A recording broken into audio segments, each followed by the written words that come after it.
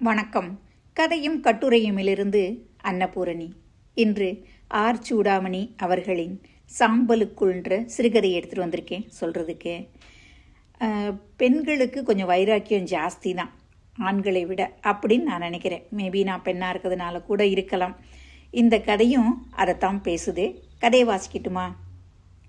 சில பேரோட வாழ்க்கையை பார்க்கும்போது வாழ்க்கைக்கும் மரணத்துக்கும் ஏதாவது அர்த்தம் இருக்கான்னு கேட்க தோணுது. பிறக்கிறாங்க, சில காலம் மூச்சு விடுறாங்க, ஒரு நாள் இறந்து போயிடுறாங்க. ராஜாமணி மாமியோட வாழ்க்கைக்கு என்ன அர்த்தம்? 18 வயசு வரைக்கும் பெருமாள் கோயில் ஏழை பரிசாகரின் தாயற்ற மகள். 18 வயசுல தனியார் கம்பெனி குமாஸ்தாவுடைய மனைவி. 19 வயசுல ஒரு ஆண் குழந்தையின் தாய். 19.5 வயசுல குழந்தையை இழந்த தாய்.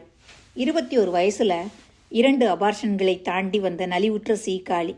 21 வயது 3 மாதங்கள்ல வாழா வெட்டி. 51 வயசுல இதோ என்ன எதிர்க்க பிணமா கிடைக்கிற இப்போது வரைக்கும் வாழா வெட்டியா இருந்த ராஜாமணி. ராஜாமணியை படைக்க உட்கார்ந்த போது பிரம்மதேவன் மிகவும் சந்தோஷமா இருந்திருக்கணும். அழகை பாதாதி கேசமாய் தொடங்கி முகத்துக்கு வரும்போது உடல் மற்றும் அழகு இரண்டின் உச்சியை ஒரு சேர எட்டிவிடும் நோக்கத்தோட செயல்பட்டிருக்கணும். தங்க நிறமும் பூம்பாதங்களும் தளிர் விரங்களும் ஒயிலுடைய நீண்ட கால்களும் வடிவமைத்து செதுக்கி இடை வயிறு மார்பு கழுத்து தோள்கள் இதை எல்லாத்தையும். பிறகு அவனுக்கு என்னாச்சு? கை ஏன் தடுமாறுச்சு? பிரம்ம சிருஷ்டிகள் அழிந்து போகும், கலைமகளின் அருள்பாழ்வை பெறும் படைப்புகளுக்கு அளவில்லைன்னு யாரோ சொன்ன கவிஞன் பாடிய குரலை கேட்டு மனைவியிடம் நேர்ந்த பொறாமையால கவனம் பிசகி போச்சா? வீனஸோட உடம்பு மேல சோளக்கொள்ள பொம்மையோட முகம் வந்து உட்காந்துக்குச்சு. தனியார் கம்பெனி குமாஸ்தா உடலைத்தான் பார்த்தான், தலையசைச்சிட்டான். பண செலவு இல்லாம வலுவில் வர்ற வரனை விட வேற என்ன பாக்கியம் இருக்க முடியும் ஏழை பரிசாகருக்கு? திருமணம் நடந்துச்சு. எனக்கு இத்தனை அதிர்ஷ்டமானு ராஜாமணி எண்ணி எண்ணி உருகுனான். மணமகன் அப்படி ஒன்றும் மன்மதன் இல்லை. ஆனால் இந்த முகத்தின் அருகில் எந்த ஆடவனும் 100 மன்மதனுக்கு சமம். அந்த முகம் அவளுடைய 21 வயதில் தான் கணவனுடைய கண்களுக்கு தெரிஞ்சுது. முன்துருத்திய பல்லையும் சப்ப மூக்கையும் பிதுங்கின உருண்ட வெளிகளையும் பிசுபிசுத்த தலைமுடியும் அப்பதான் பார்க்குறவன் போல பார்த்தான். முகம் சுழிச்சான். விரைவிலேயே வேறு துணை தேடிக்கிட்டு அவனை விட்டு போயிட்டான். 3 வருஷங்கள் ஆயிடுச்சு அவன் திரும்பி வரமாட்டான்னு புரிகிறதுக்கு. வாழா வெட்டின்ற பேரோட பிறந்தகன் திரும்பி தகப்பனாரின் கரண்டிக்கு வாரிசாகி வீடுகளில் சமையல் வேலை செஞ்சு சம்பாதிச்சவ தினமும் கணவனுக்காக உணவு தயாரித்து வச்சு காத்துக்கிட்டு இருந்தா. திடீர்னு அவன் வந்தா வயிறு வாடக்கூடாதே. விலக்கு நாட்களில் எஜமான வீடுகளில் உள்ள அனுமதிக்க மாட்டாங்க. அந்த நாட்களில் அப்பா கூட அவள் கையால் சாப்பிட மாட்டார். கோயில் மடப்பள்ளி உணவையும் அவளை தொடவிட மாட்டார். தாமே அவளுக்கு சமைச்சு போடுவார். அதில் பாதிய அவள் கணவனுக்காக மீந்து வைப்பா. 3 ஆண்டுகள் ராஜாமணி இவ்வாறு கணவனுக்கு உணவு தயாராக வச்சிருந்தா. ஒரு நாள் கூட தவறல. 1095 நாட்கள். பிறகு ஒரு நாள் அப்பா செஞ்சு தந்த உணவு முழுவதையும் தானே சாப்பிட்டா. என்ன ராஜி, ஆச்சரியமா இருக்கே. தட்டில் அப்பா வச்சிருந்த சாதத்தில் கடைசியாக மிச்சம் இருந்ததை வழிச்சு இலையில போட்டுக்கிட்டு மோர் ஊற்றி மீசம் இருந்த வத்தல் குழம்பை முழுவதையும் தொட்டுக்கிட்டு 2 வாய் அள்ளி உறிஞ்சி பொசித்தவள் நிமிர்ந்து பார்த்து புன்னகை செஞ்சா. உருண்ட கண்களில் எந்த உணர்ச்சியும் தெரியல. ஒரு பிரசவமும் 2 குறை பிரசவங்களும் 3 ஆண்டின் எதிர்பார்ப்பு துடிப்பும் சேர்ந்து நலுவுறுத்தி விட்ட உடம்பு சிறிது சிறிதா தேர ஆரம்பிச்சது. அதே காலகட்டத்தில் ஏழை பரிசாகர் நோய்வாய்ப்பட்டு படுக்கையில் விழுந்தார். பக்கவாதம். தகப்பனாரை காப்பாற்றும் பொறுப்பை ராஜாமணி ஏற்றுக்கிட்டா. கோவிலில் அவர் பணியை தான் செய்ய முன்வந்தா. அர்ச்சகர் நல்லவர். ஒப்புக்கொண்டு வேலையில் அமர்த்தி மாதத்தில் 3 நாட்களுக்கு வேறொரு தவசி பிள்ளையை ஏற்பாடு செஞ்சு அவளை ஒரு மகள் போல கண்ணியமாக நடத்தினார். ஆனால் விரைவிலேயே வேறு மாதிரி பேச்சுக்கள் சுற்றிலும் எழுந்தன. அர்ச்சகர் கண்களில் நீர் துளிர்ச்சுது. நான் என்னம்மா செய்வேன் ராஜி?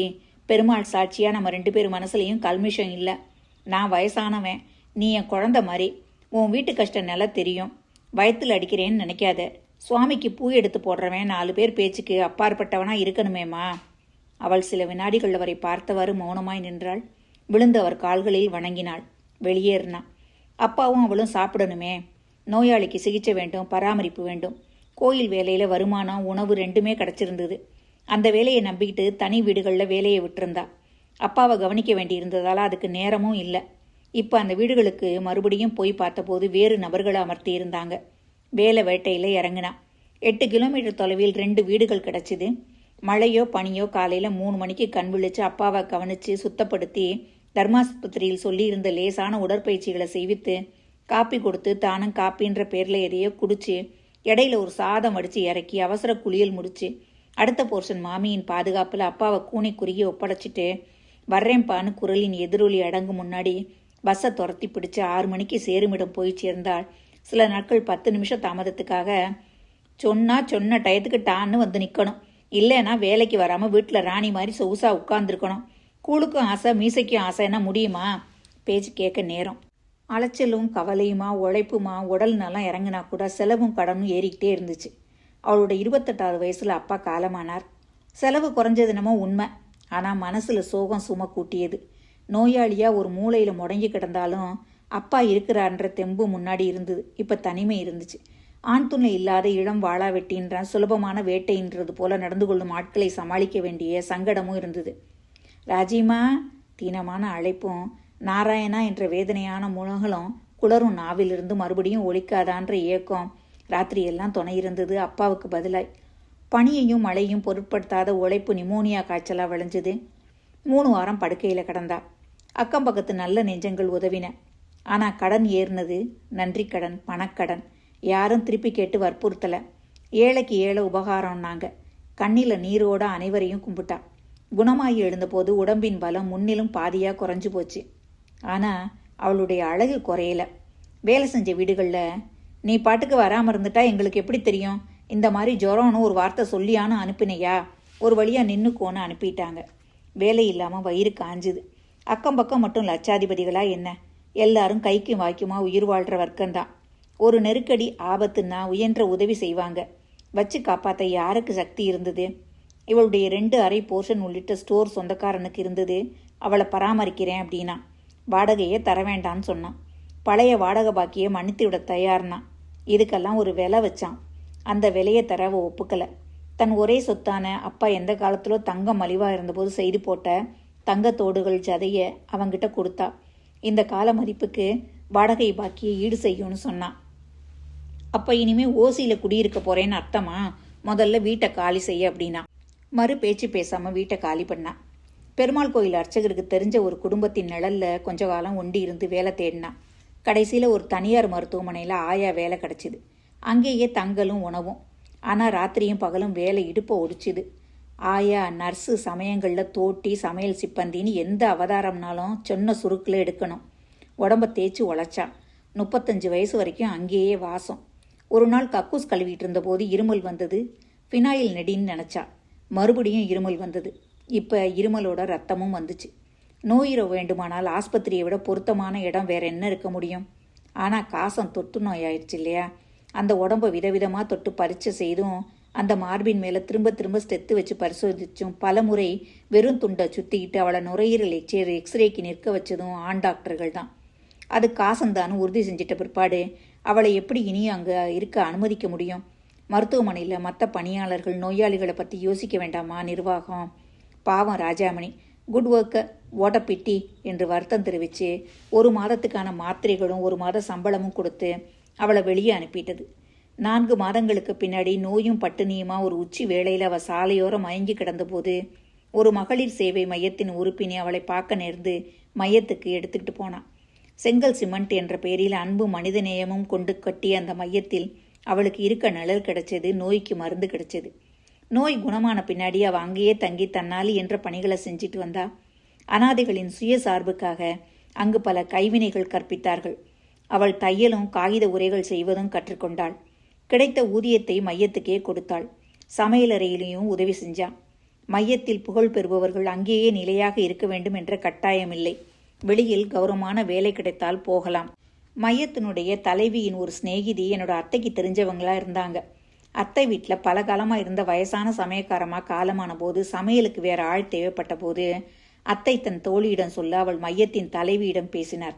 கௌரவமான இடம், நல்ல மனுஷங்க, சமையலுக்கு நல்ல பெண் பிள்ளை வேண்டுமா, நியாயமான சம்பளம் தருவாங்க, நல்லா பார்த்துக்குவாங்க, வீட்டோட இருக்கணும், அங்கேருந்து யாராவது வருவாங்களான்னு அவங்க கேட்டாங்க. இப்படித்தான் ராஜாமணி மாமி அத்தை வீட்டில் சமயக்காரம்மாலாம் வந்து சேர்ந்தாங்க.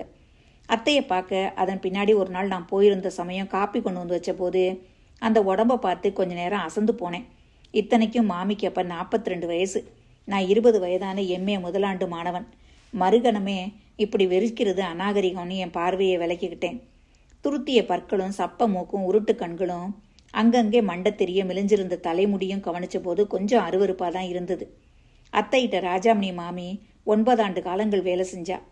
இருவரிடையும் நட்பு நெருக்கமும் ஏற்பட்ட பிற்பாடு மாமி தன் கதையை என் அத்தைகிட்ட சொல்ல, பிறகு அத்தைகிட்ட வந்து எனக்கு தெரிய வந்தது. இந்த 9 ஆண்டு காலத்தில் ஒரு சமயம் ஸ்டவ்விலேருந்து தீச்சுடர் ஒன்று மாமியோட வலது கண்ணில் பாஞ்சு சிகிச்சைகளை மீறி அந்த கண்ணில் பார்வை போயிடுச்சு. அத்தை சமையலறையில் உதவி செய்ய முன்வந்த போதிலும் மாமி மறுத்துட்டா. ஒத்தைக்கண் பார்வையோடு எப்போதும் போலவே தேவாமிர்தமாய் சமைத்தாள். அப்படியே ஒரு ஞாயிறன்று மதியம் வீட்டுக்காரர்களுக்கும் தேவாமிர்தம் பரிமாறிவிட்டு தலைவலின்னு படுத்தா. 4 நாட்களில் பிரங்கேற்ற நிலையில் அரசு பொறுப்பு மருத்துவமனையில் சேர்க்கப்பட்டா. 2ஆம் வாரத்தில் செத்துப்போனா மூளையில் கட்டி. அழுது சிவந்த கண்களுடன் அத்தை கொல்லி போடும்படி என்னை கேட்டாள். அத்தையின் பிள்ளை ஜெர்மனியில் கல்லூரி ஆசிரியராய் இருந்தான். இங்கே இருந்திருந்தா அவங்கிட்ட கேட்டிருப்பா. ஒப்புக்கிட்டேன். இந்த ஓட்டேரி மயானத்தின் சிதையின் மேல் கிடக்கும் மாமியை கடைசி முறையாய் பார்த்து கொண்டு நிற்கிறேன். இந்த அழகான உடல் அமைப்பையும் அழகற்ற முகத்தையும் தாண்டி ராஜாமணின்ற மனுஷியை பற்றி சிந்திக்கிறேன். 29 வயசில் அதுக்கான பக்குவம் இருந்தது. என்ன அர்த்தம் இந்த மனுஷனுடைய வாழ்க்கைக்கு? சாரமற்ற வாழ்வு, சாரமற்ற சாவு. பிறந்தா, துன்பப்பட்டா, இறந்தா. இது ஒரு வாழ்க்கையா? தொடர் சங்கிலியாய் துர்ப்பாக்கியங்கள் மீதாத அவலம். விதி எப்படி கொடுமைப்படுத்தி இருக்கிறது இந்த நல்ல ஆத்மாவை. பரிதாபத்துக்குரியவள்.